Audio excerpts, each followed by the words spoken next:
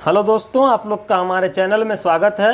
आइए हम लोग पढ़ने वाले हैं ट्रांसफार्मर के बारे में। देखिए, ट्रांसफार्मर के बारे में पढ़ने से पहले हम लोग पढ़ेंगे ट्रांसमिशन लाइन का सिंगल लाइन डायग्राम। आप लोग कहेंगे कि ट्रांसमिशन लाइन का सिंगल लाइन डायग्राम हम लोग क्यों पढ़ रहे हैं, तो इससे हम लोग को बस यही देखना है कि ट्रांसफार्मर का उपयोग हम लोग क्यों करते हैं, ट्रांसफार्मर का काम क्या होता है। तो आइए हम लोग देखते हैं ट्रांसमिशन लाइन का सिंगल लाइन डायग्राम। देखिए, ट्रांसमिशन लाइन का सिंगल लाइन डायग्राम आप लोग के सामने है।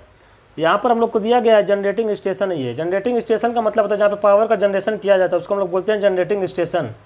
अब इस स्टेशन पर हम लोग 11 kV पर जनरेशन करते हैं। क्वेश्चन जो मैं हम लोग को पूछता है कि जनरेशन जो है कितना वोल्ट पर किया जाता है, तो 11 kV पर किया जाता है।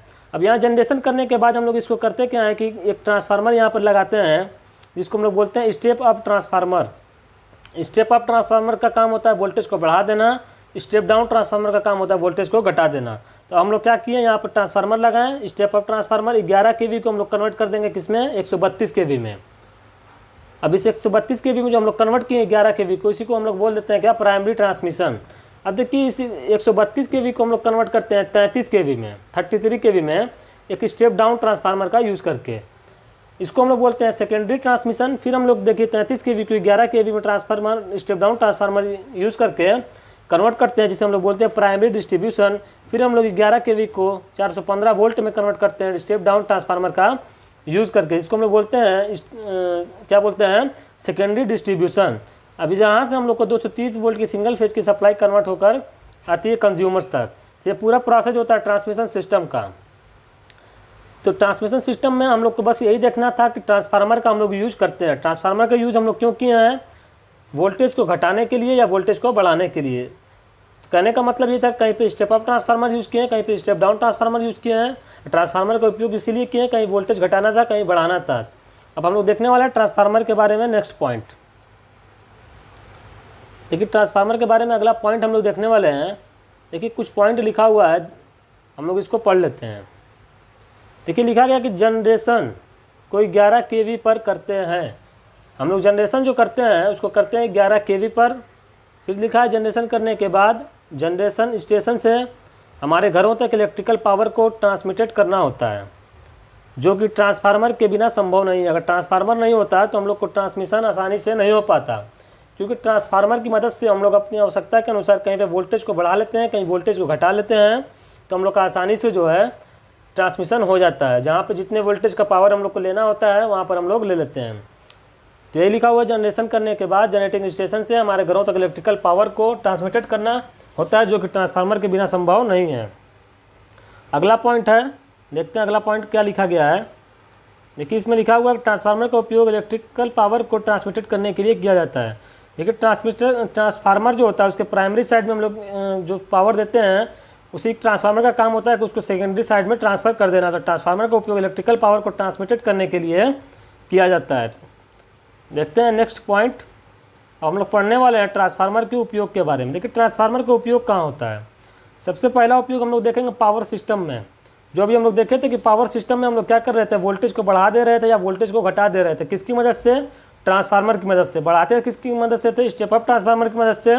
घटाते थे स्टेप डाउन ट्रांसफार्मर की मदद से। तो वही है वोल्टेज पावर सिस्टम में उपयोग, कि पावर सिस्टम में वोल्टेज को स्टेप अप और स्टेप डाउन करने में ट्रांसफार्मर का उपयोग किया जाता है। अगला पॉइंट देखते हैं मेजरमेंट में। क्या देखने वाले हैं, मेजरमेंट में। देखिए, मेजरमेंट जब हम लोग पढ़ेंगे उसमें हम लोग देखेंगे कि हम लोग का एक होता है पीटी और एक होता है सीटी। पीटी और सीटी होता क्या है। देखिए, पीटी का मतलब होता है पोटेंशियल ट्रांसफार्मर और सीटी का मतलब होता है करंट ट्रांसफार्मर। तो मेजरमेंट में हाई वोल्टेज को एवं हाई करंट को मेज़र करने के लिए पीटी यानी पोटेंशियल ट्रांसफार्मर एवं सीटी एवं करंट ट्रांसफार्मर का उपयोग किया जाता है। पीटी क्या करता है, वोल्टेज को, हाई वोल्टेज को मेज़र करता है। सीटी जो होता है हाई करंट को मेज़र करता है मेजरमेंट में। अगला पॉइंट देखते हैं इलेक्ट्रॉनिक्स उपकरण में। देखिए, इलेक्ट्रॉनिक्स उपकरण आप लोग देखे होंगे। इलेक्ट्रॉनिक्स उपकरण का मतलब होता है, जैसे मान लीजिए मोबाइल का चार्जर ही है, वो हमारा इलेक्ट्रॉनिक्स उपकरण है। तब उसकी बात कर लें तो उसके अंदर भी एक ट्रांसफार्मर यूज़ होता है। उस ट्रांसफार्मर का काम क्या होता है, जैसे इलेक्ट्रॉनिक्स उपकरण जो होते हैं वो बहुत ही कम वोल्टेज पर ऑपरेट होते हैं। कहने का मतलब है कि वो 15-20 वोल्ट पर ही ऑपरेट होते हैं। और हमारे घरों में जो सिंगल फेज की सप्लाई आती है वो होती है 230 वोल्ट की। अब हम लोग को ट्रांसफार्मर का यूज़ करके, मान लीजिए मोबाइल का चार्जर ही है, तो मोबाइल के चार्जर में हम लोग क्या करते हैं, ट्रांसफार्मर का यूज़ करते हैं। ट्रांसफार्मर क्या करता है कि 230 वोल्ट की सप्लाई को 15-20 वोल्ट में कन्वर्ट कर देता है। तो इलेक्ट्रॉनिक्स उपकरण में देखिए यूज़ क्या होता है, इलेक्ट्रॉनिक्स के उपकरण साधारणतः कम वोल्टेज जैसे 15-20 वोल्ट पर ऑपरेट होते हैं और हमारे घरों में 230 वोल्ट की सप्लाई होती है। इस 230 वोल्ट को 20 वोल्ट में कन्वर्ट करने के लिए ट्रांसफार्मर का उपयोग किया जाता है। जैसे एग्जाम्पल के रूप में मोबाइल चार्जर में लगा ट्रांसफार्मर। तो आप लोग समझ गए होंगे कि हम लोग का उपयोग क्या होता है, ट्रांसफार्मर का कहाँ कहाँ उपयोग किया जाता है। अगला पॉइंट हम लोग देखते हैं, पावर सिस्टम में उपयोग के आधार पर ट्रांसफार्मर का वर्गीकरण। देखिए पावर सिस्टम में उपयोग के आधार पर ट्रांसफार्मर का वर्गीकरण, इसका मतलब क्या हुआ। देखिए उपयोग के आधार पर मतलब होता है जैसे कि हम लोग का, अगर हम लोग सब स्टेशन में जाएंगे तो वहाँ पर हम लोग को एक ट्रांसफार्मर मिलता है, पावर ट्रांसफार्मर, उसको हम लोग क्या बोलते हैं, पावर ट्रांसफार्मर। जो हम लोग का गली मोहल्ले में ट्रांसफार्मर लगा होता है उसको हम लोग बोलते हैं डिस्ट्रीब्यूशन ट्रांसफार्मर। तो ये जो होते हैं हमारे उपयोग के आधार पर होते हैं। अब हम लोग बात कर लेते हैं कुछ पॉइंट जो है पावर ट्रांसफार्मर और डिस्ट्रीब्यूशन ट्रांसफार्मर के बारे में। तो पॉइंट नंबर 1 में लिखा गया, या सब स्टेशन में लगे होते हैं। जब सब स्टेशन में आप लोग जाएंगे तो वहाँ देखने को मिलेगा सब स्टेशन में जो ट्रांसफार्मर होगा, बड़े बड़े आकार के हाई वोल्टेज के ट्रांसफार्मर होते हैं, जैसे हम लोग बोलते हैं पावर ट्रांसफार्मर। डिस्ट्रीब्यूशन ट्रांसफार्मर जो होते हैं हमारे गली मोहल्ले में लगे होते हैं, जो कि अगर जो गली मोहल्ले में लगे होते हैं, अगर तुलना करेंगे हम लोग किससे, पावर ट्रांसफार्मर से, छोटे होते हैं और कम वोल्टेज के होते हैं। तो देखिए पॉइंट नंबर 2 में लिखा हुआ, या बड़े आकार के होते हैं। पावर ट्रांसफार्मर बड़े होते हैं, डिस्ट्रीब्यूशन ट्रांसफार्मर जो होते हैं या छोटे आकार के होते हैं। अगला पॉइंट देखते हैं।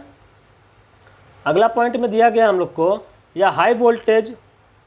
देखिए अगला पॉइंट दिया हुआ है हाई वोल्टेज, जैसे 400 kV, 220 kV, 132 kV, 66 kV, 33 kV के लिए यूज होते हैं। पावर ट्रांसफार्मर जो होते हैं हाई वोल्टेज के लिए यूज होते हैं। ये दिया हुआ पॉइंट नंबर 3 में डिस्ट्रीब्यूशन ट्रांसफार्मर में, या लो वोल्टेज के होते हैं जो 11 kV को 440 वोल्ट में कन्वर्ट करते हैं, हमारे होते हैं डिस्ट्रीब्यूशन ट्रांसफार्मर। अब देखते हैं हम लोग अगला पॉइंट। देखिए हम लोग एक सर्किट दी गई है हम लोग के सामने, इसमें हम लोग कुछ पॉइंट को समझ लेते हैं। देखिए हम लोग का ये सर्किट दिया गया है, ये हमारा होता है कोर। क्या होता है, कोर। कोर को हम लोग हाई प्रेमेबिलिटी यानी कि उच्च चुंबकशीलता और लो रिलक्टेंस का बनाते हैं। रिलक्टेंस जो होता है उसका काम होता है कि फ्लक्स के मार्ग में बाधा उत्पन्न करना है। तो लो रिलक्टेंस हम लोग रखते हैं ताकि फ्लक्स जो यहाँ से हम लोग का निकलता है पूरा का पूरा लोड पर पहुँच जाए, इसलिए हम लोग लो रिलक्टेंस रखते हैं। हाई प्रीमेबिलिटी रखते हैं ताकि अच्छे से हम लोग का फ्लक्स जो है कोर से होता हुआ प्राइमरी टू सेकेंडरी ट्रांसफर हो सके। ये जो वाइंडिंग की गई है ये हमारी होती है प्राइमरी साइड की वाइंडिंग, ये होती है सेकेंडरी साइड की वाइंडिंग। प्राइमरी साइड को हम लोग क्या करते हैं, सप्लाई से कनेक्ट करते हैं और सेकेंडरी साइड को लोड से कनेक्ट करते हैं। ये कुछ पॉइंट था हम लोग देखे हैं। अभी फिर हम लोग जब पढ़ेंगे डिटेल्स में, अभी ट्रांसफार्मर के बहुत सी चीज़ें हम लोग पढ़ने वाले हैं। ट्रांसफार्मर का वर्किंग जब हम लोग पढ़ेंगे तब इसको हम लोग पूरे डिटेल्स में पढ़ेंगे। आइए कुछ पॉइंट को हम लोग देख लेते हैं। देखिए लिखा हुआ जिस वाइंडिंग को सप्लाई से कनेक्ट करते हैं उसे हम लोग क्या बोलते हैं, प्राइमरी वाइंडिंग। अभी हम लोग देखे थे कि प्राइमरी वाइंडिंग हम लोग की जो इधर कनेक्ट थी वो किससे कनेक्ट थी, सप्लाई से। पॉइंट इसमें लिखा हुआ है जिस वाइंडिंग को लोड से कनेक्ट करते हैं उसे हम लोग सेकेंडरी वाइंडिंग कहते हैं। अभी हम लोग देखे भी थे कि सेकेंडरी साइड का जो हम लोग का था क्या था, लोड से कनेक्ट था। देखिए ट्रांसफार्मर एक स्टैटिक डिवाइस है। इसका मतलब क्या हुआ, स्टैटिक डिवाइस का मतलब हो गया स्थिर डिवाइस है, मतलब कि कोई भी रोटेटिंग पार्ट्स इसमें नहीं होता, इसीलिए तो हम लोग इसको बोलते हैं कि यह क्या है, एक स्टैटिक डिवाइस है। जबकि ट्रांसफार्मर जो स्टैटिक डिवाइस है, और अगर हम लोग मोटर जनरेटर की बात करें जो हमारा क्या होता है, रोटेटिंग डिवाइस होता है। आप लोग देखे होंगे कि जनरेटर मोटर में घूमने वाला पार्ट्स होता है, लेकिन ट्रांसफार्मर में कोई रोटेटिंग डिवाइस नहीं होता है, इसलिए हम लोग इसको बोलते हैं स्टैटिक डिवाइस। ट्रांसफार्मर विद्युत ऊर्जा का स्थानांतरण करता है। देखिए ट्रांसफार्मर करता क्या है, इलेक्ट्रिकल पावर प्राइमरी में जो लेता है वही इलेक्ट्रिकल पावर को सेकेंडरी में कोर के माध्यम से ट्रांसफर कर देता है। तो वही लिखा हुआ ट्रांसफार्मर विद्युत ऊर्जा का स्थानांतरण करता है। अगला पॉइंट देखते हैं क्या दिया गया है, ट्रांसफार्मर आवृत्ति के मान में परिवर्तन नहीं करता है। अगला पॉइंट दिया हुआ ट्रांसफार्मर आवृत्ति के मान में परिवर्तन नहीं करता, यानी कि हम लोग जो भी प्राइमरी में जो देते हैं सप्लाई आवृत्ति जो देते हैं वही हम लोग को सेकेंडरी में भी मिलती है। अगर 50 हर्ट्ज की आवृत्ति हम लोग सप्लाई में दिए यानी प्राइमरी में, तो वही सेकेंडरी यानी कि लोड पर भी 50 हर्ट्ज की मिलेगी, ना कि बदलेगी। तो वही दिया हुआ है कि ट्रांसफार्मर आवृत्ति के मान में परिवर्तन नहीं करता। यहाँ दिया हुआ ट्रांसफार्मर वोल्टेज को घटाने या बढ़ाने का कार्य करता है। कहने का मतलब है कि ट्रांसफार्मर का काम हम लोग देखें कि वोल्टेज को बढ़ाता है या घटाता है। बढ़ाने के लिए स्टेप अप ट्रांसफार्मर, घटाने के लिए स्टेप डाउन ट्रांसफार्मर का यूज़ करते हैं। ट्रांसफार्मर में पावर जो होती है स्थिर रहती है। कहने का मतलब है कि देखिए पावर का फार्मूला होता है P बराबर VI, आप लोग जानते होंगे। अब ट्रांसफार्मर क्या करता है कि ट्रांसफार्मर जो होता है पावर को स्थिर रखता है। इसका मतलब कि मान लीजिए स्टेप अप ट्रांसफार्मर अगर है तो वो वोल्टेज को बढ़ाएगा, जब देखिए वोल्टेज अगर बढ़ाएगा स्टेप अप ट्रांसफार्मर तो करंट को घटाएगा। कहने का मतलब है कि एक को बढ़ाएगा तो एक को घटाएगा, तो हम लोग का पावर जो होता है कांस्टेंट होता है। अगर स्टेप डाउन ट्रांसफार्मर है तो हम लोग का क्या करेगा, वोल्टेज को कम करेगा। वोल्टेज को कम करेगा तो करंट अपने आप जो है बढ़ जाएगी। इसका मतलब है कि हम लोग का पावर जो होता है ट्रांसफार्मर में स्थिर रहती है। जितना इलेक्ट्रिकल पावर जो हम लोग प्राइमरी साइड में देंगे उतना ही हम लोग को सेकेंडरी साइड में भी मिलती है। अगला पॉइंट देखते हैं, ट्रांसफार्मर का कार्य के आधार पर वर्गीकरण। देखिए कार्य के आधार पर वर्गीकरण करना, यानी कि वर्ग के आधार पर। वर्ग सबसे पहले हम लोग देखे थे क्या होता है ट्रांसफार्मर का, वोल्टेज को घटाना या वोल्टेज को बढ़ाना। तो जब हम लोग वर्ग के आधार पर वर्गीकरण करेंगे, इसका मतलब कि स्टेप अप ट्रांसफार्मर आएगा या स्टेप डाउन ट्रांसफार्मर आएगा, क्योंकि या तो वोल्टेज को बढ़ाएगा या वोल्टेज को घटाएगा। अब इसके बारे में कुछ पॉइंट देखते हैं हम लोग। या वोल्टेज को बढ़ा देता है, भाई स्टेप अप ट्रांसफार्मर है तो वोल्टेज को बढ़ाएगा ही। वोल्टेज को बढ़ाने का मतलब क्या हुआ, मान लीजिए प्राइमरी साइड का वोल्टेज V1 है, सेकेंडरी साइड का वोल्टेज V2 है, यानी कि लोड पर V2 जो मिलेगा हम लोग को ज़्यादा मिलेगा V1 से। V2 जो होगा ग्रेटर देन V1 होगा। V2 ग्रेटर देन V1 इसलिए होगा क्योंकि हम लोग को लोड पर ज़्यादा वोल्टेज मिलेगा, क्योंकि ये वोल्टेज को बढ़ाता है। यहाँ लिखा हुआ है वोल्टेज को घटा देता है। स्टेप डाउन ट्रांसफार्मर है तो वोल्टेज को घटाएगा, यानी कि हम लोग को लोड पर जो वोल्टेज मिलेगा V2 वो V1 से कम मिलेगा, सप्लाई वोल्टेज से कम मिलेगा। पॉइंट 2 में दिया हुआ है वोल्टेज बढ़ाने के लिए फेरों की संख्या बढ़ाना पड़ता है। फेरों की संख्या क्यों बढ़ाना पड़ता है वोल्टेज बढ़ाने के लिए, आइए इसको भी हम लोग देखते हैं। E बराबर होता है 4 देखिए E बराबर होता है 4.445 m। देखिए 5 m होता है, ये होता है Fn। क्या होता है 5 m Fn। E जो होता है डायरेक्टली प्रोपोर्शनल किससे होता है, n से। n जो होता है नंबर ऑफ टर्न्स होता है, E हमारा वोल्टेज होता है। तो देखिए जितना हम लोग फेरों की संख्या बढ़ाते हैं उतना हम लोग का वोल्टेज भी बढ़ता है। तो वही लिखा हुआ वोल्टेज बढ़ाने के लिए फेरों की संख्या बढ़ाना पड़ता है, यानी कि N2 जो हमारा हो जाएगा ज़्यादा हो जाएगा N1 से, N2 ग्रेटर देन हो जाएगा N1। अगला पॉइंट है कि वोल्टेज को घटाने के लिए फेरों की संख्या घटाना पड़ता है, तो N2 जो मिलेगा हम लोग को लेस देन N1 मिलेगा। देखते हैं अगला पॉइंट, ट्रांसफार्मर में पावर कांस्टेंट होती है। ट्रांसफार्मर में पावर कांस्टेंट होती है तो हम लोग जान ही चुके हैं कि ट्रांसफार्मर में पावर कांस्टेंट होती है। बोला ट्रांसफार्मर में पावर कांस्टेंट होती है यानी स्थिर होती है, इसलिए V बढ़ा है तो I घटेगा यानी कम होगा, क्योंकि जब हम लोग का V बढ़ रहा है स्टेप अप ट्रांसफार्मर में वोल्टेज बढ़ रहा है, V2 बढ़ रहा था तो I2 कम हो जाएगा। इसी तरीके से इसमें भी क्या है, हम लोग का वोल्टेज घट रहा था, जब वोल्टेज घटेगा तो करंट जो होगा बढ़ जाएगा, यानी लोड पे जो करंट मिल रही है I2 वो ज़्यादा हो जाएगी सप्लाई करंट I1 से, तो I2 ग्रेटर देन हो जाएगा I1। देखते हैं अगला पॉइंट। अगला पॉइंट हम लोग को दिया हुआ है, ट्रांसफार्मर एक इलेक्ट्रोमैग्नेटिक कन्वर्जन डिवाइस है, जबकि मोटर और जनरेटर इलेक्ट्रोमैकेनिकल कन्वर्जन डिवाइस है। देखिए इलेक्ट्रोमैकेनिकल क्या होता है, इलेक्ट्रोमैकेनिकल का मतलब होता है इलेक्ट्रिकल को मैकेनिकल में कन्वर्ट करना, मैकेनिकल को इलेक्ट्रिकल में कन्वर्ट करना, उसको हम लोग बोल सकते हैं इलेक्ट्रोमैकेनिकल कन्वर्जन डिवाइस। तो हम लोग का मोटर क्या करता है, जब हम लोग मोटर पढ़ेंगे तो देखेंगे कि मोटर हम लोग का इलेक्ट्रिकल पावर लेता है और मैकेनिकल पावर देता है, यानी कि इलेक्ट्रिकल पावर को मैकेनिकल पावर में कन्वर्ट कर देता है मोटर। जनरेटर क्या करता है, मैकेनिकल पावर लेता है, जो हम लोग शाफ्ट को घुमाते हैं हाथ से हैंडल लगा करके, वो हमारा मैकेनिकल पावर होता है। फिर हम लोग को इलेक्ट्रिकल पावर मिलता है, जिससे हम लोग जो है पंखा बल्ब चलाते हैं, उसको हम लोग बोलते हैं इलेक्ट्रिकल पावर। तो मैकेनिकल पावर लेता है जनरेटर, इलेक्ट्रिकल पावर दे देता है। कहने का मतलब है कि मोटर और जनरेटर इलेक्ट्रोमैकेनिकल कन्वर्जन डिवाइस हैं, जबकि ट्रांसफार्मर की अगर हम लोग बात करें तो क्या है, इलेक्ट्रोमैग्नेटिक कन्वर्जन डिवाइस है।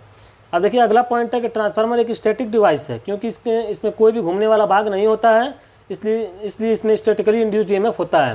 क्योंकि देखिए हम लोग जानते हैं कि ट्रांसफार्मर में कोई भी रोटेटिंग पार्ट्स नहीं होता है घूमने वाला, इसलिए इसमें जो होता है स्टैटिक डिवाइस हम लोग बोलते हैं। जो इसमें ईएमएफ इंड्यूस होता है वो कैसा होता है, स्टैटिकली यानी स्थिर रूप से होता है।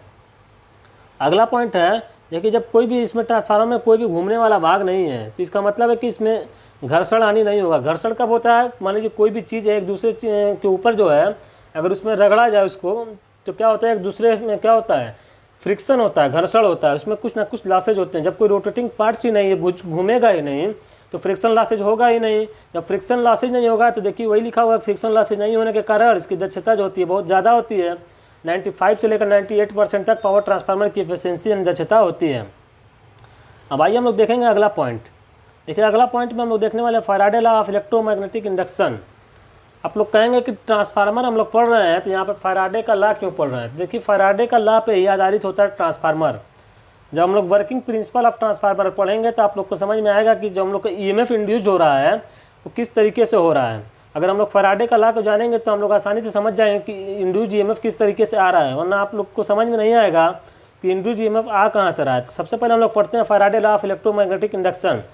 देखिए Faraday law of electromagnetic induction की अगर हम लोग बात कर लें तो देखिए दो नियम होता है। फर्स्ट लॉ में बोलता है फैराडे का लॉ कि जब कोई कंडक्टर, यहाँ पर कोई हो जाएगा, जब कोई कंडक्टर किसी चुंबकीय फ्लक्स को काटता है या जब चुंबकीय फ्लक्स किसी कंडक्टर को काटता है तो एक ईएमएफ इंड्यूस होता है। इसका मतलब क्या हुआ, देखिए एक होता है हमारा कंडक्टर, एक होता है चुंबकीय फ्लक्स। कंडक्टर का मतलब होता है जैसे वाइंडिंग हम लोग करते हैं वो कंडक्टर से, वही होता है कंडक्टर। एक होता है चुंबकीय फ्लक्स, जिसको फाई से हम लोग दर्शाते हैं। चुंबकीय फ्लक्स हम लोग को मिलता कहाँ से, इस चीज़ को भी आप लोग जान लीजिए। देखिए चुंबकीय फ्लक्स जो होता है चुंबक से मिलता है। कहने का मतलब है कोई भी चुंबक है, मैग्नेट है, तो उससे क्या होता है, नॉर्थ से निकल कर साउथ पर चुंबकीय बल रेखाएं बाहर की ओर चलती हैं। इसी चुंबकीय बल रेखाओं को हम लोग चुंबकीय फ्लक्स कहते हैं। अगर वही चुंबकीय फ्लक्स के अंतर्गत कह रहा है कि कोई कंडक्टर ले जाकर के हम घुमा दें तो क्या होगा, इसमें एक इंड्यूस्ड ईएमएफ उत्पन्न हो जाएगा। या हम लोग का क्या होगा, कंडक्टर मान लीजिए रुका हुआ है और उसके अंतर्गत हम लोग रोटेटिंग मैग्नेटिक फ्लक्स ले जाएं तब भी हम लोग का इंड्यूस्ड ईएमएफ मिलेगा। यानी कि या तो हम चुंबकीय फ्लक्स को क्या करें, कंडक्टर के अंतर्गत मूव कराएं या कंडक्टर को मूव कराएं चुंबकीय फ्लक्स के अंतर्गत, तो दोनों कंडीशन में हम लोग को क्या मिलेगा हम लोग को एक इंड्यूस्ड ईएमएफ। यही बोलता है फैराडे का first law.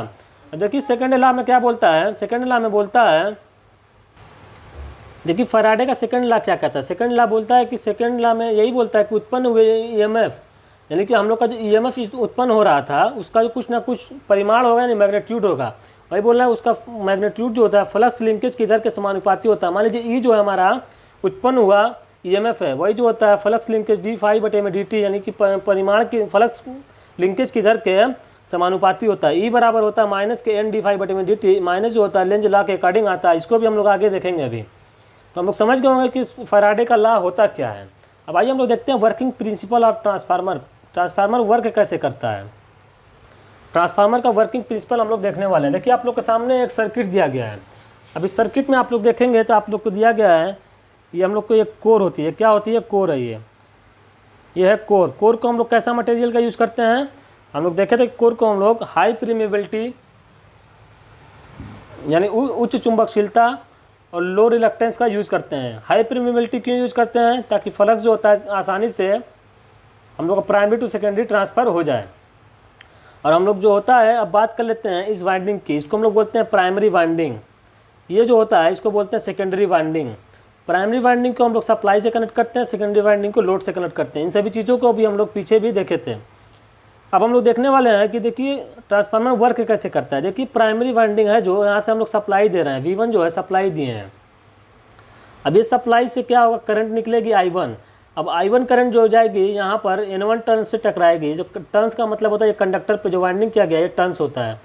I1 current N1 से टकराएगी। अब एक चीज़ होता है देखिए MMF, क्या होता है, MMF बराबर होता है NI। कहने का मतलब होता है कि मैग्नेटिक मोटिव फोर्स बराबर होता है क्या, NI होता है। तो वही जो होता है हम लोग का क्या होता है, जब करंट निकलती है यहाँ से जाकर नंबर ऑफ टर्न्स टकराती है तो हम लोग का MMF निर्माण होता है। MMF से क्या होता है, फ्लक्स का निर्माण होता है। अब जब फ्लक्स यहाँ पर निकले आ जाएगा तो ये अल्टरनेटिंग नेचर का होता है। देखिए यहाँ से जो हम लोग को सप्लाई दिए वो क्या दिए, AC सप्लाई है। जो हम लोग का फ्लक्स मिलेगा अल्टरनेटिंग नेचर होगा, यानी कि घूमेगा।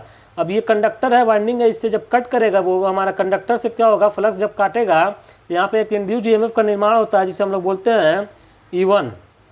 E1 हम लोग को यहाँ पर मिल जाता है। तो आप लोग को समझ में आ गया होगा कि यहाँ से V1 सप्लाई दिए, I1 करंट गई, N1 टर्न से टकराई, MMF बना, MMF से हम लोग का फ्लक्स बना। फ्लक्स जो है कंडक्टर को काटा तो फैराडे लॉ के अकॉर्डिंग हम लोग को EMF मिला जो कि E1 मिल गया, जिसे हम लोग बोलते हैं सेल्फ इंड्यूस्ड EMF। इसे क्या बोलते हैं, सेल्फ इंड्यूस्ड EMF। अब देखिए यहाँ से जो फ्लक्स जाएगा, यहाँ से कोर से होता हुआ यहाँ पर जाएगा, यहाँ पर सेकेंडरी पर आ जाएगा। अब यहाँ पर जब फ्लक्स आएगा वो अल्टरनेटिंग नेचर का है, N2 से भी कटेगा। जब N2 से कटेगा तो यहाँ पे भी एक EMF मिलेगा जिसे बोलेंगे हम लोग E2। ये हम लोग को E2 मिला है। अब इस E2 को म्यूचुअली इंड्यूस्ड EMF हम लोग बोले हैं। क्यों बोले हैं, इसमें हम लोग सप्लाई दिए थे तो यहाँ पे फ्लक्स जो हम लोग को इंड्यूस्ड EMF मिला वो सेल्फ इंड्यूस्ड EMF मिला, यानी कि खुद से उत्पन्न हुआ इसी फ्लक्स से। अब यहाँ पे देखिए कोई सप्लाई अलग से नहीं दिए, यही फ्लक्स आया, इसको काटा और हम लोग को इंड्यूस्ड EMF मिल गया। यानी कि हम लोग इसको बोल सकते हैं म्यूचुअली इंड्यूस्ड EMF, जिसको E2 बोल रहे हैं।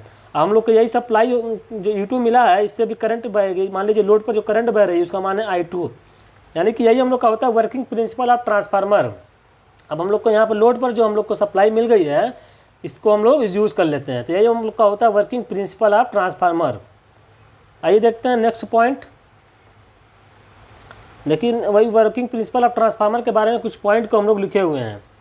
देखिए इस नोट्स को बहुत ही अच्छी तरीके से बनाया गया है, आप लोग भी नोट्स बना सकते हैं। लिखा हुआ है कि यह फैराडे के विद्युत चुंबकीय प्रेरण के नियम पर काम करता है, यानी कि Faraday law of electromagnetic induction पर ही काम करता है। क्योंकि जब हम लोग सप्लाई देते हैं करंट फ्लो होती है, नंबर ऑफ टर्न से टकराती है, MMF का निर्माण होता है, मैग्नेटिक मोटिव फोर्स, उसकी वजह से फ्लक्स बनता है। फ्लक्स जो होता है प्राइमरी वाइंडिंग से काटता है, तो हम लोग का प्राइमरी वाइंडिंग में क्या होता है, EMF का निर्माण होता है। अब वही फ्लक्स जाकर सेकेंडरी वाइंडिंग को भी काट देता है, तो वहाँ भी हम लोग का फैराडे लॉ के अकॉर्डिंग एक ईएमएफ का निर्माण होता है जिसे हम लोग म्यूचुअली इंड्यूस्ड ईएमएफ कहते हैं। तो हम लोग का जो ट्रांसफार्मर होता है फैराडे के विद्युत चुम्बकीय प्रेरण के नियम पर काम करता है। दूसरा पॉइंट है, जब हम ट्रांसफार्मर की प्राइमरी को सप्लाई से कनेक्ट करते हैं तो एक करंट I1 प्राइमरी में फ्लो होती है जो प्राइमरी के नंबर ऑफ टर्न्स N1 से लिंक होती है और एक एमएफ का निर्माण होता है जब तक कोर मैग्नेटाइज हो जाता है और कोर में एक मैग्नेटिक फ्लक्स फाई उत्पन्न होता है। जब हम लोग का फ्लक्स उत्पन्न हो गया तो अब क्या होगा कि देखिए फ्लक्स उत्पन्न हो जाता है। फ्लक्स जो होता है प्राइमरी की टर्नों की संख्या को कट करता है यानी काटता है। जैसे प्राइमरी वाइंडिंग में एक ईएमएफ इंड्यूस होता है जिसे E1 यानी फैराडे लॉ के अनुसार ही उत्पन्न हुआ जिसे सेल्फ इंड्यूस्ड ईएमएफ कहते हैं।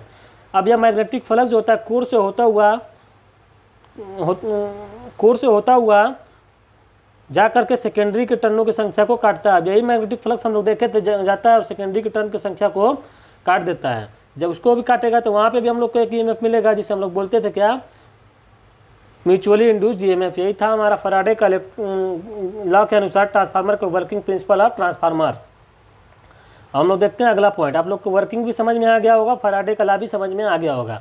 देखिए इंड्यूस्ड ईएमएफ जो हम लोग को मिला है, दो इंड्यूस्ड ईएमएफ मिला था, एक होता था सेल्फ इंड्यूस्ड ईएमएफ, एक होता है म्यूचुअली इंड्यूस्ड ईएमएफ। E1 जो था बाई सेल्फ इंडक्शन था, इसलिए हम लोग को बोले थे कि ये क्या है, सेल्फ इंड्यूस्ड ईएमएफ है, क्योंकि ये बाई सेल्फ इंडक्शन था। और जो हम लोग को E2 मिला था वो था क्या, बाई म्यूचुअली इंडक्शन, इसलिए हम लोग को बोलते थे म्यूचुअली इंड्यूस्ड ईएमएफ। अब हम लोग पढ़ने वाले लेंज लॉ।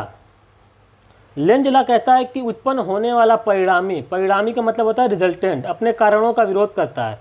कहने का मतलब है कि जो भी हम लोग का रिजल्टेंट मिलता है वो अपने कारण का विरोध करता है। मतलब कि मान लीजिए ए है और ये बी है, अगर बी जो है ए की वजह से उत्पन्न हुआ है तो बी ए का विरोध करेगा, यही बोलता है लेंज का लॉ।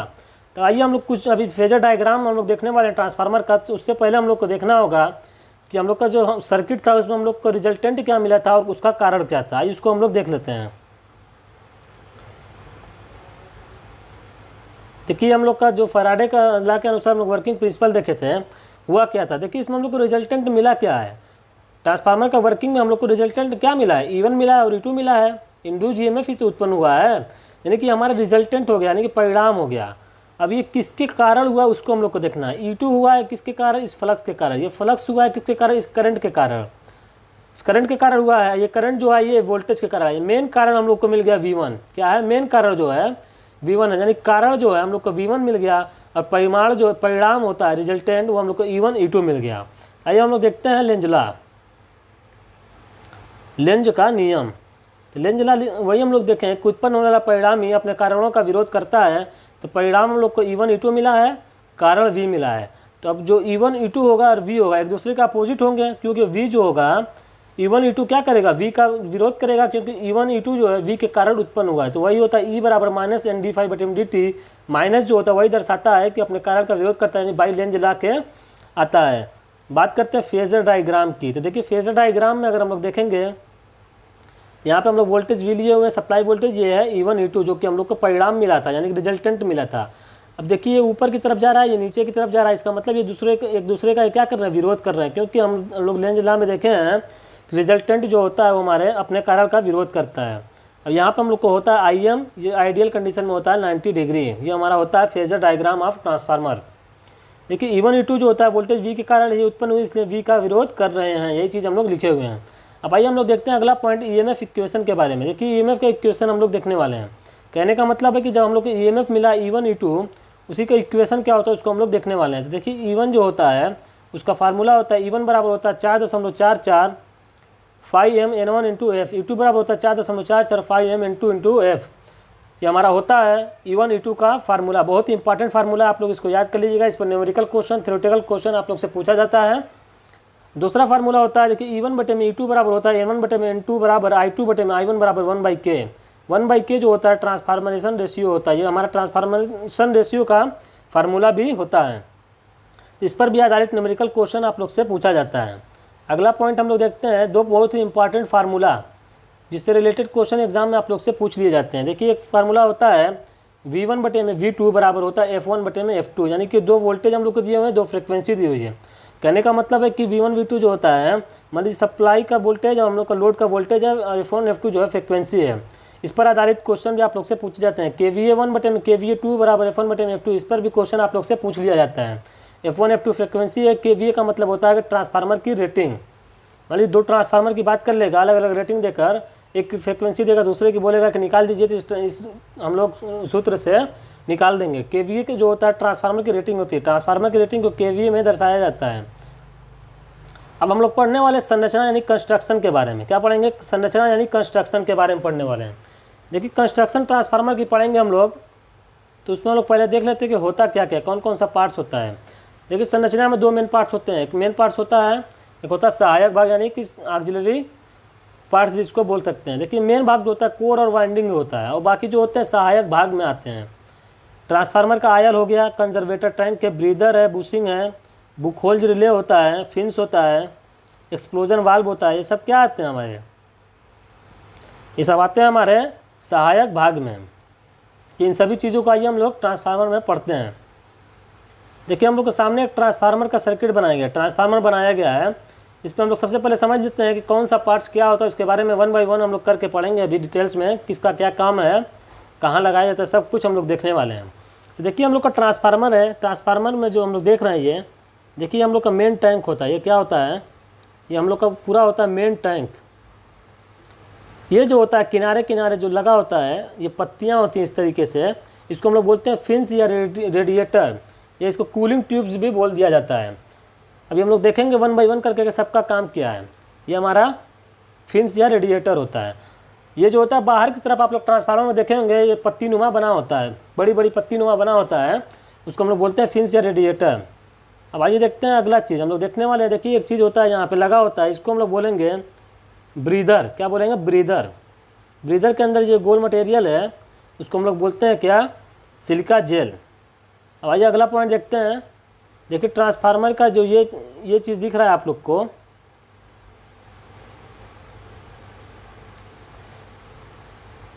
देखिए ट्रांसफार्मर में जो ये आप लोग को दिख रहा होगा, इसको बोलते हैं बुशिंग। ये भी हमारी बुशिंग है। बुशिंग भी 2 तरीके की होती है, लो वोल्टेज और हाई वोल्टेज। ये हमारा होता है एक्सप्लोजन वाल्व।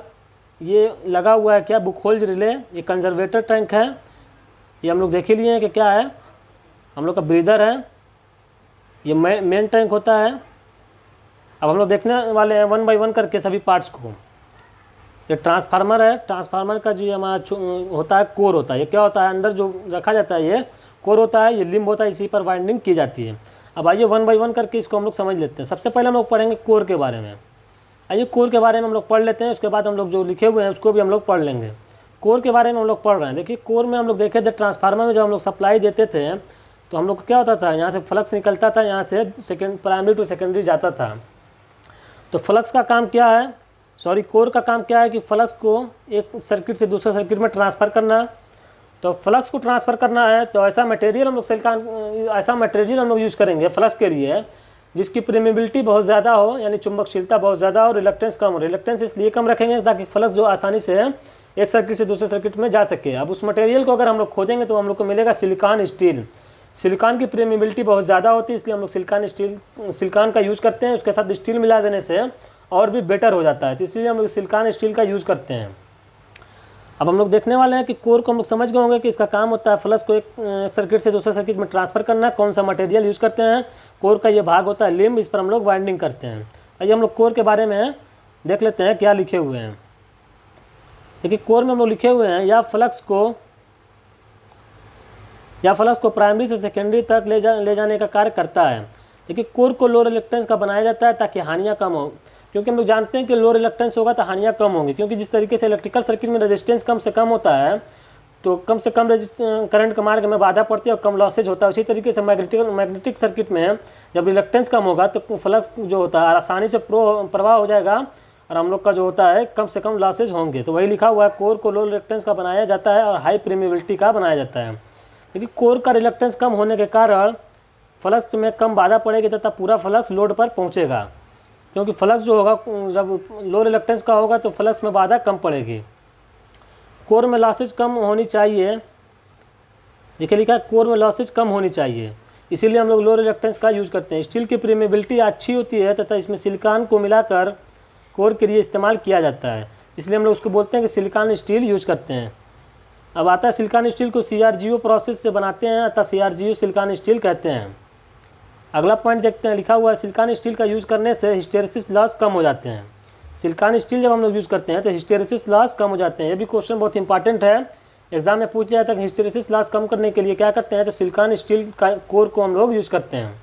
देखिए ये पॉइंट जो लिखा हुआ है बहुत इंपॉर्टेंट पॉइंट है। कोर को सिलिकॉन स्टील की बहुत सी पतली पतली पत्तियों को मिलाकर बनाया जाता है, जिससे लेमिनेशन कहते हैं, जिससे भंवरदार हानियाँ कम हो जाती है। भंवरदार हानि का मतलब होता है एडी करंट लॉसेज। देखिए कोर में दो लॉसेज होते हैं, एक होता है हिस्टेरेसिस लॉस, होता है एडी करंट लॉस, दूसरा होता है एडी करंट लॉस। आइए कोर को हम लोग देखते हैं तो कुछ पॉइंट और समझ लेते हैं कि एडी करंट लॉस क्या होता है, हिस्टेरेसिस लॉस क्या होता है। देखिए जो कोर आप लोग को दिख रहा होगा, ट्रांसफार्मर का जो कोर ये आप लोग को दिख रहा है, आप लोग देखे होंगे जब छोटा ट्रांसफार्मर जो होता है उसमें क्या होता है, बहुत ही छोटी छोटी पत्तियाँ, मतलब पतली पतली पत्तियाँ होती हैं, जिनकी मोटाई जो होता है 0.5 mm तक होती है। अब उन्हीं को जोड़ जोड़ कर उनके बीच में लेमिनेशन करके माइका का इंसुलेशन लगा करके हम लोग क्या करते हैं, ट्रांसफार्मर की कोर का निर्माण करते हैं। तब हम लोग उसको पतली पतली पत्तियों में इसलिए तोड़ देते हैं ताकि जो एडी करंट लॉस होता है वो कम से कम हो, इसीलिए हम लोग उसको पतली पतली पत्तियों में 0.5 mm में तोड़ कर, मतलब कि पतली पतली पत्तियों में काट करके लगाते हैं। और सिलिकॉन स्टील यूज़ करने से हिस्टेरेसिस लॉस कम हो जाता है। ये हमारा था कोर के बारे में। अब अगला पॉइंट हम लोग पढ़ने वाले हैं, देखिए किसके बारे में, नेक्स्ट पॉइंट हम लोग पढ़ेंगे वाइंडिंग के बारे में। अगला पॉइंट हम लोग पढ़ने वाले हैं वाइंडिंग।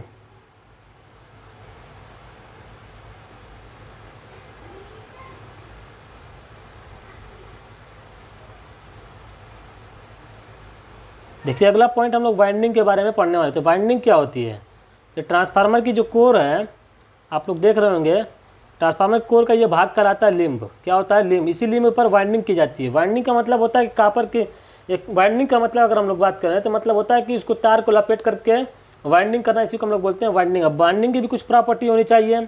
वाइंडिंग की प्रॉपर्टी ये होनी चाहिए कि ऐसा मटेरियल रहे वाइंडिंग का कि कम से कम उसका जो है रेजिस्टेंस रहे, ताकि लॉसेज भी कम हो, हाई कंडक्टिविटी रहे, उसकी रेजिस्टिविटी कम रहे। ये सभी होते हैं वाइंडिंग की प्रॉपर्टी। आइए देख लेते हैं वाइंडिंग की प्रॉपर्टी में क्या हम लोग लिखे हुए हैं।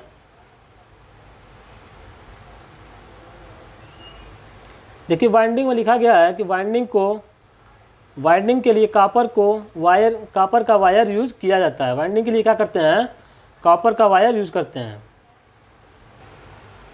देखिए वाइंडिंग में हम लोग को लिखा हुआ है कि वाइंडिंग के लिए कापर का वायर यूज़ किया जाता है, क्योंकि कापर का रेजिस्टेंस कम होता है, जिससे लॉसेज कम होता है तो दक्षता अधिक होती है। जब लॉसेज कम होगा तो दक्षता यानी एफिशिएंसी ज़्यादा होती है। तो यही होता है वाइंडिंग। अब हम लोग देखते हैं ट्रांसफार्मर आयल के बारे में। देखिए ट्रांसफार्मर आयल से इंपॉर्टेंट क्वेश्चन होते हैं, बहुत इंपॉर्टेंट क्वेश्चन होते हैं जो कि एग्जाम में पूछे जाते हैं। देखिए ट्रांसफार्मर का टैंक है, ट्रांसफार्मर का टैंक आप लोग देख रहे होंगे, इसमें जो ये बूंद बूंद करके भरा हुआ है इसको हम लोग बोलते हैं ट्रांसफार्मर का आयल। अब इसका काम क्या होता है, ये जो वाइंडिंग होती है कॉपर की होती है। अब होता क्या है कि जब ज़्यादा हमारा ट्रांसफार्मर जो होता है वर्क करता है तो हीट होता है। इसमें हीट जब होता है तो इसकी वाइंडिंग होती है जो वो गर्म हो जाती है। इसी को ठंडा करने के लिए हम लोग क्या करते हैं, ट्रांसफार्मर का आयल यूज़ करते हैं। ट्रांसफार्मर आयल का पहला काम आप लोग को यही समझ में आ गया होगा कि वाइंडिंग को ठंडा करता है, यानी कूलिंग प्रदान करता है। तो पहला काम इसका क्या हुआ, कूलिंग का हो गया। दूसरा काम देखिए आयल का क्या होता है कि जब ये प्राइमरी वाइंडिंग है, सेकेंडरी वाइंडिंग है, इसके बीच में मान लीजिए कि अगर आयल नहीं होता तो यहाँ पे एयर होती है।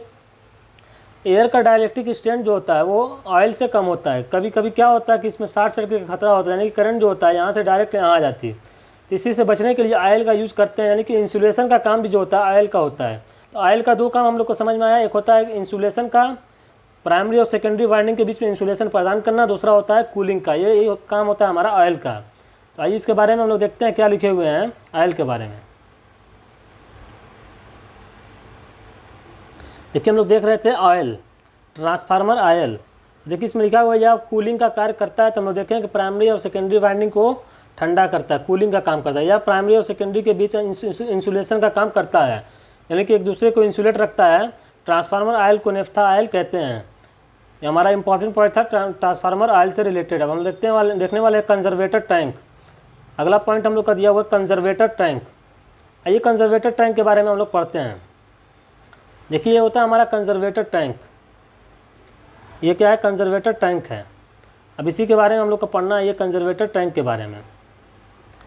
देखिए कंजर्वेटर टैंक होता क्या है, जब ट्रांसफार्मर हम लोग का बहुत ज़्यादा वर्क करता है तो उसमें हीटिंग होती है। जब बहुत ज़्यादा ट्रांसफार्मर में हीटिंग होगी तो होता क्या है कि अब ट्रांसफार्मर का आयल जो होता है ऊपर उठने लगता है, अब उस हीटिंग को कम करने के लिए क्या होता है कि ट्रांसफार्मर का जो ऑयल होता है वो चल जाता है कंजर्वेटर टैंक में। ट्रांसफार्मर का जो कंजर्वेटर टैंक होता है वो आधा भरा होता है, पहले से आधा भरा होता है, और फिर हम लोग का और जो ऑयल होता है हीटिंग के बाद ट्रांसफार्मर के मेन टैंक का ऑयल कंजर्वेटर टैंक में चला जाता है। तो मतलब क्या करता है कंजर्वेटर टैंक ट्रांसफार्मर के हीटिंग को कम करने के लिए अपने अंदर जो होता है ट्रांसफार्मर के टैंक का ऑयल अपने अंदर ले लेता है, इसमें कुछ जगह हो जाती है और ट्रांसफार्मर का ऑयल जो होता है यहाँ से ठंडा होता हुआ फिर इसी में आ जाता है। तो यही होता है कंजर्वेटर टैंक का काम। आइए देखते हैं कंजर्वेटर टैंक के बारे में क्या लिखा गया है।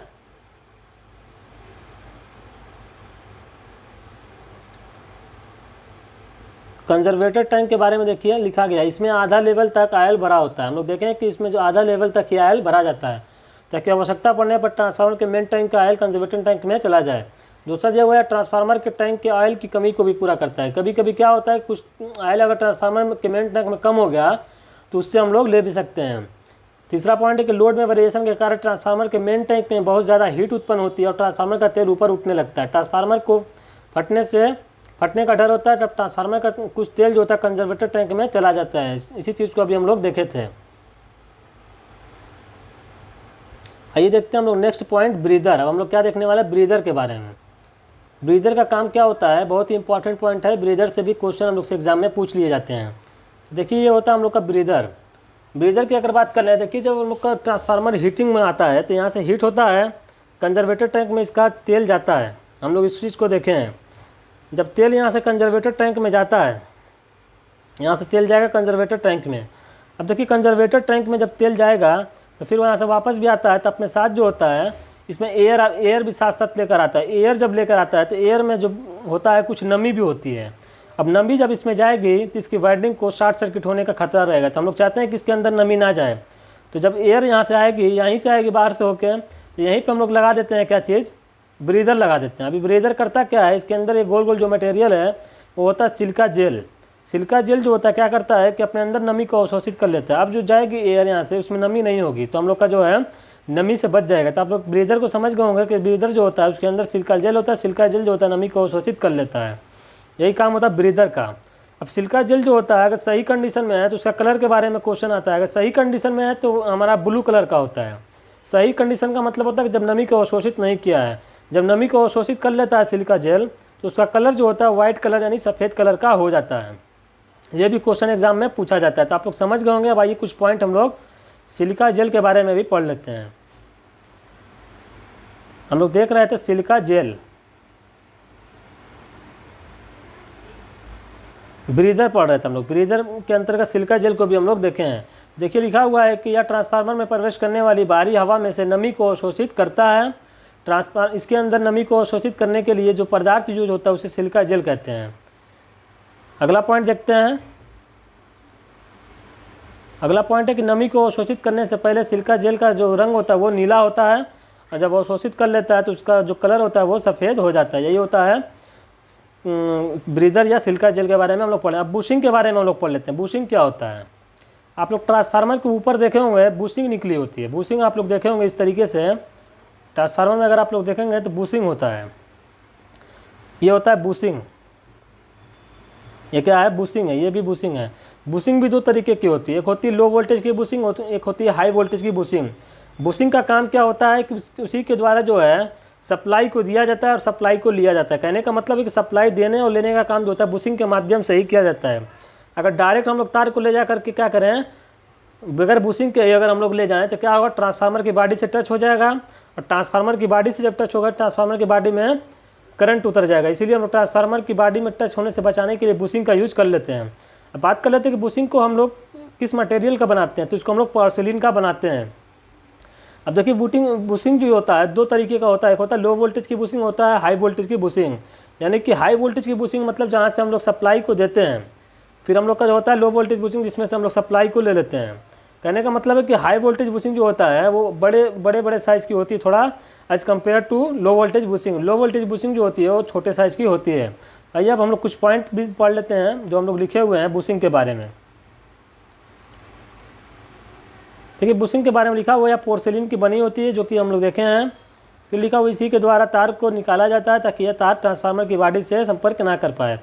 अगला पॉइंट, छोटे साइज़ की बुशिंग लो वोल्टेज की होती है तथा बड़े साइज़ की बुशिंग हाई वोल्टेज की होती है। अब हम लोग देखेंगे क्या चीज़ बुक होल्स रिले के बारे में। देखिए बुक होल्स रिले बहुत ही ज़्यादा इंपॉर्टेंट टॉपिक होता है ट्रांसफार्मर का, बहुत ज़्यादा इंपॉर्टेंट इसको कह सकते हैं। इससे क्वेश्चन जो होता है एग्जाम में पूछा ही जाता है। देखिए बुक होल्स रिले यहाँ पर लगा है, ये क्या है हमारा बुक होल्स रिले, ये हमारा मेन टैंक है, ये होता है कंजर्वेटर टैंक। तो हम लोग से क्वेश्चन ये भी एग्जाम में आता है कि बुक होल्स रिले को लगाया कहाँ जाता है। तो देखिए मेन टैंक ये है, कंजर्वेटर टैंक ये, इन दोनों के बीच में हम लोग लगाते हैं बुक होल्स रिले को। पहला क्वेश्चन ये हो गया। अब बुक होल्स रिले जो होता है वो गैस ऑपरेटेड रिले होता है। इस क्वेश्चन को भी हम लोग समझ लेते हैं कि गैस ऑपरेटेड होता है, ये भी क्वेश्चन एग्जाम में पूछा जाता है।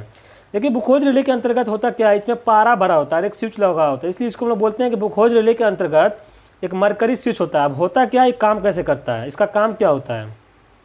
ट्रांसफार्मर के अंतर्गत बहुत ज़्यादा हीटिंग होगी, ट्रांसफार्मर का तेल ऊपर उठेगा, हम लोग देखे हैं। अब क्या होता है कि जब ट्रांसफार्मर बहुत ज़्यादा हीट हो रहा है तो इसको फटने से बचाने के लिए यही रिले का हम लोग यूज़ करते हैं, बुक होल्स रिले का। बुक होल्स रिले क्या करेगा कि जब मान लीजिए कोई नॉर्मल हीटिंग है तो क्या करेगा बुक होल्स रिले, यहाँ से जब तेल उठेगा तो ये पारा इसमें होता है, मरकरी यानी पारा। अब ये क्या होगा, पारा ऊपर उठता है और स्विच को ऑन करता है, जिससे अलार्म बजता है। अलार्म बजा के क्या करता है बुक होल्स रिले कि इंडिकेट कर देता है कि ट्रांसफार्मर में बहुत ज़्यादा हीटिंग हो रहा है, फिर इसका मेंटेनेंस सही किया जाता है। अगर मान लीजिए बहुत ज़्यादा ही हीटिंग जब हो जाता है तो इससे हम लोग का यहाँ से तेल ऊपर उठता है, पारा को ऊपर उठाता है, अब पारा जो होता है स्विच को ऑन कर दबा देता है। इससे हमारा क्या होता है कि सप्लाई ही पूरी कट जाती है और हम लोग का ट्रांसफार्मर जो होता है फटने से बच जाता है। यही सब काम होता है बुक होल्स रिले का। तो आइए इसके बारे में हम लोग पढ़ लेते हैं, बुक होल्स रिले के बारे में। हम लोग देख रहे हैं बुक होल्स रिले, ब्रीदर पढ़ चुके हैं, हम लोग देख रहे हैं बूशिंग भी पढ़ चुके हैं, बुक होल्स रिले। देखिए बुक होल्स रिले के बारे में लिखा हुआ है, इसके अंतर्गत एक स्विच होता है जो पारा से ऑपरेट होता है, इसलिए हम लोग इसमें उसको बोलते हैं मरकरी स्विच या पारा स्विच। इसमें लिखा हुआ जब ज़्यादा हीटिंग होती है ट्रांसफार्मर में पारा ऊपर उठता है तथा उसके ऊपर एक स्विच लगा होता है जो पारा स्विच को दबा देता है, जिससे सप्लाई कट जाती है तथा ट्रांसफार्मर की सुरक्षा हो जाती है। अगला पॉइंट है, या कम हीट पर अलार्म देकर ट्रांसफार्मर की सुरक्षा करता है। कम हीट होगा तो ट्रांसफार्मर की सुरक्षा कर लेगा अलार्म देकर, तथा ज़्यादा हीट होने पर ट्रांसफार्मर की सप्लाई को काट देता है। या आंतरिक फॉल्ट से सुरक्षा प्रदान करता है, यानी इंटरनल फॉल्ट से सुरक्षा प्रदान करता है। इसमें मरकरी स्विच का प्रयोग किया जाता है, इसमें मरकरी स्विच जो होता है यूज़ किया जाता है। इन सभी पॉइंट को भी हम लोग देखे हैं। फिर इसे मेन टैंक और कंजर्वेटर टैंक के बीच में लगाया जाता है। इस क्वेश्चन को एग्जाम में पूछता है। या गैस ऑपरेटेड रिले होती है। ये सभी पॉइंट था हमारा बुक होल्स रिले से रिलेटेड। अब आता है एक्सप्लोजन वाल्व। देखिए एक्सप्लोजन वाल्व के बारे में भी हम लोग पढ़ लेते हैं, एक्सप्लोजन वाल्व क्या होता है। देखिए हम लोग पढ़ने वाले हैं एक्सप्लोजन वाल्व। ये हमारा होता है एक्सप्लोजन वाल्व, ये एक्सप्लोजन वाल्व। देखिए होता क्या है, कभी कभी जो होता है बहुत ज़्यादा जब हीटिंग होता है ट्रांसफार्मर में तो कभी कभी हमारा बुक होल्स रिले भी काम नहीं करता है, ख़राब हो जाता है। मान लीजिए फॉल्ट हो गया, यानी कि ना तब ये अलार्म देगा ना तो फॉल्ट से प्रोटेक्शन करेगा स्विच को दबा करके, तब हम लोग का काम करता है एक्सप्लोजन वाल्व। यानी कि इमरजेंसी कंडीशन में मान लीजिए एक्सप्लोजन वाल्व हमारा काम कर जाता है, फटने से बचा लेता है। जब हीटिंग ज़्यादा होगी, तेल ऊपर उठता है, तो यानी कि अब बुक होल्स रिले काम नहीं कर रहा है, तो अब तेल जो होता है यहीं से जाना प्रारंभ कर देता है एक्सप्लोजन वाल्व से। जब एक्सप्लोजन वाल्व से जाता है तो क्या होता है कि अब हम लोग का जो यहाँ पर ऐसा मटेरियल होता है जो फट जाता है। जब बहुत ज़्यादा हीटिंग होगी, यहाँ से तेल जाएगा, यहाँ से जो मटेरियल होता है फट जाता है, यहाँ से तेल बाहर निकल जाता है और हमारा ट्रांसफार्मर फटने से बच जाता है। तो इमरजेंसी कंडीशन में हमारा एक्सप्लोजन वाल्व काम करता है। देखते हैं इसके बारे में, कुछ पॉइंट को हम लोग लिखे थे, हम लोग देख लेते हैं।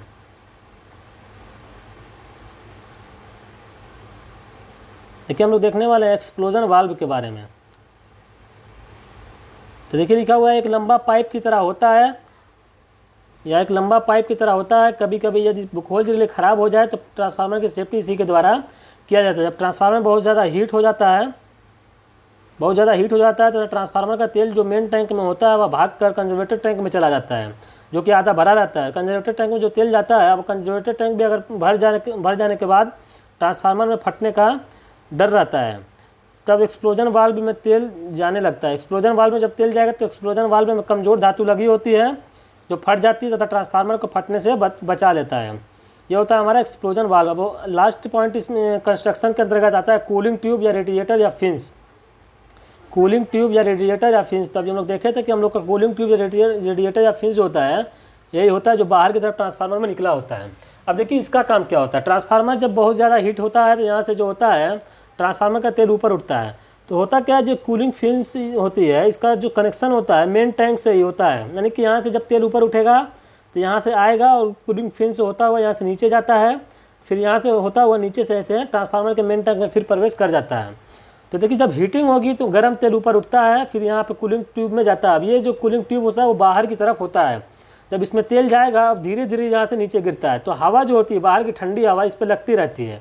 जब इसमें हवा लगती रहेगी तो ये ठंडा आयल होता रहेगा, आयल ठंडा होता रहेगा, यहाँ से नीचे आएगा, यहाँ से नीचे आते हुए यहाँ से फिर टैंक में ठंडा आयल प्रवेश कर जाएगा। यही काम होता है कूलिंग ट्यूब्स का। तो आप लोग समझ गए होंगे कूलिंग ट्यूब्स या फिन्स का क्या काम होता है। आइए इसके बारे में भी हम लोग पढ़ लेते हैं। तो देखिए यहाँ पर लिखा हुआ है, यह ट्रांसफार्मर को ठंडा करने का काम करता है। इसका कनेक्शन मेन टैंक से होता है। ट्रांसफार्मर का तेल ज़्यादा हीट हो जाने पर ऊपर उठता है तथा कूलिंग ट्यूब की इस पत्तियों से धीरे धीरे नीचे जाता है और बाहर की हवा पाकर ठंडा हो जाता है और फिर तेल ट्रांसफार्मर में प्रवेश कर जाता है। इससे हमारा कूलिंग जो होता है आसानी से हो जाता है। अगला पॉइंट है कोर लॉस या आयरन लॉस। अब हम लोग का कंस्ट्रक्शन का पार्ट खत्म हो गया। हम लोग देखने वाले कोर लॉस ट्रांसफार्मर में कहाँ होता है। देखिए ट्रांसफार्मर की जो हम लोग की ये कोर होती है, कोर आप लोग देखे होंगे, हम लोग की कोर होती है। इससे काम क्या होता है, फ्लक्स का जो होता है ट्रांसफ़र करना आसानी से। तो ट्रांसफार्मर की कोर होती है आयरन की बनी होती है, सिलिकॉन स्टील यानी आयरन की ही बनी होती है। तो इसी में जो हम लोग को लॉसेज होता है उसी को हम लोग बोलते हैं कोर लॉस। देखिए लिखा हो ट्रांसफार्मर की कोर लोहे की बनी होती है, इसलिए इस कोर में होने वाले लॉस को हम कोर लॉस या लोहा हानि यानी आयरन लॉस बोलते हैं। कोर लॉस भी होता है दो तरीके का, एक होता है हिस्टेरेसिस लॉस, एक होता है एडी करंट लॉस। तो सबसे पहले हम लोग पढ़ेंगे हिस्टेरेसिस लॉस क्या होता है। देखिए हिस्टेरेसिस लॉस होता क्या है, इसको हम लोग समझ लेते हैं। यह ट्रांसफार्मर की कोर में होता है, क्योंकि कोर के इसलिए होता है कि कोर लॉस के अंतर्गत हमारा हिस्टेरेसिस लॉस आता है। अब देखिए जब हम 3 फेज सप्लाई देते हैं, जब हम 3 फेज सप्लाई ट्रांसफार्मर को देंगे तो ट्रांसफार्मर में एक फ्लक्स डेवलप होता है जो कि अल्टरनेटिंग होता है। फ्लक्स जो होता है अल्टरनेटिंग होता है, क्योंकि एसी सप्लाई देते हैं। एसी सप्लाई की प्रकृति जानते हैं आप लोग कि इस तरीके से होती है, यानी अल्टरनेट रूप से चलती है इस तरीके से। तो यानी कि ये क्या होता है, अल्टरनेटिंग होता है, जिसकी दिशा प्रत्येक जो साइकिल में बदलती रहती है। फ्लक्स के डाइपोल का प्रत्येक साइकिल में चेंज होने के कारण हीट के फॉर्म में एक लॉस होता है, जिसे हिस्टेरेसिस लॉस कहते हैं। यानी कि फ्लक्स का जो डाइपोल है प्रत्येक साइकिल में जब चेंज होगा तो एक हीट के फॉर्म में लॉसेज होता है, इसी को हम लोग हिस्टेरेसिस लॉस बोल देते हैं।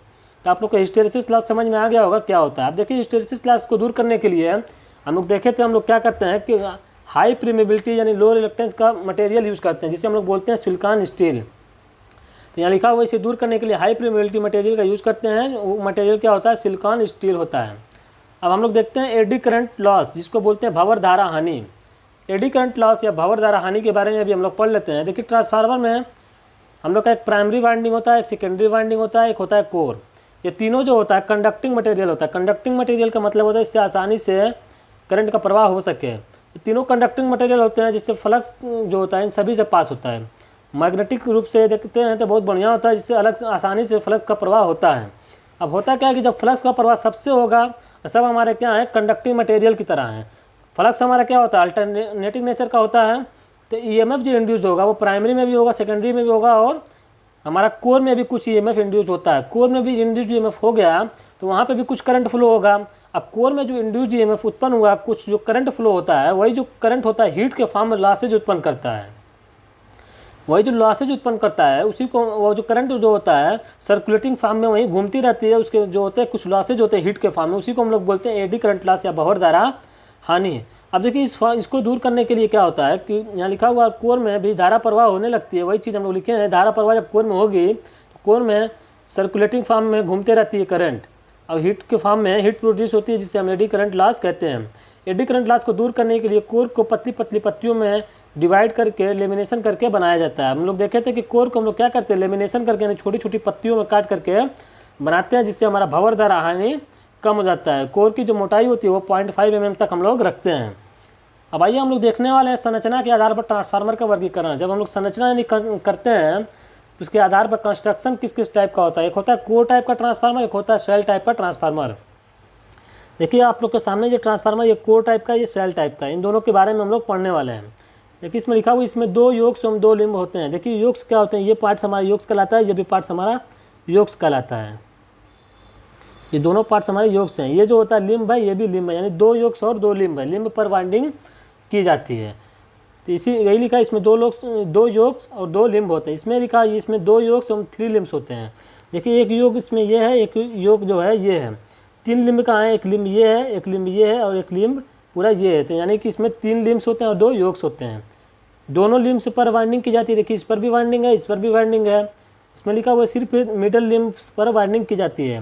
देखिए इस लिम्स पर वाइंडिंग नहीं है, इस लिम्स पर भी वाइंडिंग नहीं है, यानी कि वाइंडिंग जो है यहीं पर बीच में किया जाता है।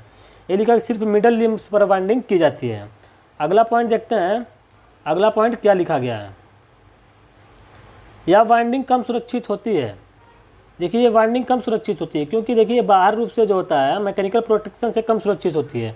ये जो वाइंडिंग होती है अंदर की तरफ होती है, यानी मैकेनिकली रूप से ये क्या होता है, मैकेनिकल प्रोटेक्शन से सुरक्षित होती है। तो ये लिखा है यह वाइंडिंग जो होती है कोर के द्वारा ज़्यादा सुरक्षित होती है। अब देखते हैं हम लोग अगला पॉइंट। अगला पॉइंट दिया हुआ है कोर टाइप और सेल टाइप में। देखिए लिखा हुआ सीरीज मैग्नेट सर्किट, इसमें लिखा हुआ पैरेलल मैग्नेट सर्किट। तो आइए देख लेते हैं इसको भी हम लोग, ये क्यों सीरीज मैग्नेट सर्किट है, ये क्यों पैरेलल मैग्नेट सर्किट है। देखिए ये जो हम लोग का दिया हुआ है, यहाँ से फ्लक्स निकलेगा, यहाँ जा रहा है, यहाँ से होता हुआ यहाँ आ जाए कि सीरीज की तरह जा रहा है, इसको हम लोग बोलेंगे सीरीज मैग्नेट सर्किट। यहाँ से फ्लक्स जो निकल रहा है कुछ इधर चला जा रहा है, कुछ इधर चला जा रहा है, यानी कि आधा आधा बढ़ जा रहा है 5/2 5/2 में। ये होता है पैरेलल मैग्नेट सर्किट। अगला पॉइंट देखते हैं क्या दिया गया है। अगला पॉइंट हम लोग को दिया हुआ लीकेज फ्लक्स ज़्यादा होता है और इसमें दिया हुआ लीकेज फ्लक्स कम होता है। इसको भी हम लोग देख लेंगे और लीकेज फ्लक्स क्या होता है इसको भी देख लेंगे। तो आइए देखते हैं लीकेज फ्लक्स होता क्या है। लीकेज फ्लक्स इसमें कम होता है, इसमें ज़्यादा होता है, क्यों होता है। देखिए लीकेज फ्लक्स का मतलब है हमारे यहाँ से फ्लक्स जो जा रहा है उसको जाना चाहिए यहाँ से, ऐसे कोर पकड़ के ऐसे जाना है, लेकिन यहाँ से ना जा करके यहाँ से कुछ फ्लक्स लीक कर रहा है, यहाँ से ऐसे जा रहा है, इसी को हम लोग लीकेज फ्लक्स बोलते हैं। अब देखिए यहाँ पे वाइंडिंग है, यहाँ पे भी वाइंडिंग है, यहाँ पे सिर्फ यहाँ पे वाइंडिंग है, तो यहाँ पे भी लीकेज फ्लक्स होगा, यहाँ पे भी लीकेज फ्लक्स यहाँ पे भी होगा। तो लीकेज फ्लक्स यहाँ ज़्यादा होगा, यहाँ पे लीकेज फ्लक्स जो होगा सिर्फ यही होगा, यानी कम होगा। यही इस बारे में बोला गया था। अब आइए हम लोग देखते हैं अगला पॉइंट। जब पावर ट्रांसफ़र कैपेबिलिटी जो होती है सेल टाइप ट्रांसफार्मर की ज़्यादा होती है, इसकी जो पावर ट्रांसफ़र की कैपेबिलिटी होती है, पावर ट्रांसफ़र कैपेबिलिटी जो होती है कोर टाइप की कम होती है और सेल टाइप की जो होती है ज़्यादा होती है। वाइंडिंग के लिए ज़्यादा कॉपर मटेरियल की आवश्यकता होती है, इसमें कोर टाइप में। सेल टाइप में जो होता है वाइंडिंग के लिए कम कॉपर मटेरियल की आवश्यकता होती है, क्योंकि देखिए वाइंडिंग जो है कोर टाइप में यहाँ भी किया गया था, यहाँ भी किया गया था। आइए देखते हैं सर्किट में। देखिए हमारा था कोर टाइप, ये हमारा सेल टाइप। देखिए वाइंडिंग यहाँ भी है, यहाँ भी है, तो ज़्यादा मटेरियल यूज होगा। यहाँ पे सिर्फ यहीं पे वाइंडिंग है तो कम मटेरियल यूज होगा, यही इस पॉइंट को लिखा गया था। अब देखिए हम लोग को लिखा गया है इंसुलेशन की रिक्वायरमेंट कम होती है इसमें जो होता है इंसुलेशन की रिक्वायरमेंट ज़्यादा होती है, या हाई वोल्टेज स्मॉल केवी रेटिंग के लिए ट्रांसफार्मर के लिए यूज़ किया जाता है, या जो होता है लो वोल्टेज लार्ज केवी रेटिंग के ट्रांसफार्मर के लिए यूज़ किया जाता है। यही सब पॉइंट थे हम लोग के ट्रांसफार्मर के बारे में, जिसको हम लोग बहुत ही डिटेल्स में पढ़े हैं ट्रांसफार्मर। तो दोस्तों इसी तरीके से और भी जो पॉइंट्स हम लोग के ट्रांसफार्मर के बचे हुए हैं उसको भी हम लोग फिर किसी नेक्स्ट वीडियो में देखेंगे। अगर आप लोग को वीडियो पसंद आई हो तो वीडियो को लाइक कर दीजिए और हमारे चैनल को सब्सक्राइब कर दीजिए। अगर आप लोग को इस वीडियो में किसी तरीके की कोई दिक्कत हो तो आप लोग कमेंट बॉक्स में लिख सकते हैं कि हम लोग को वीडियो में और किस तरीके से सुधार कर सकते हैं। तो दोस्तों फिर हम लोग मिलेंगे नेक्स्ट वीडियो में, तब तक के लिए धन्यवाद।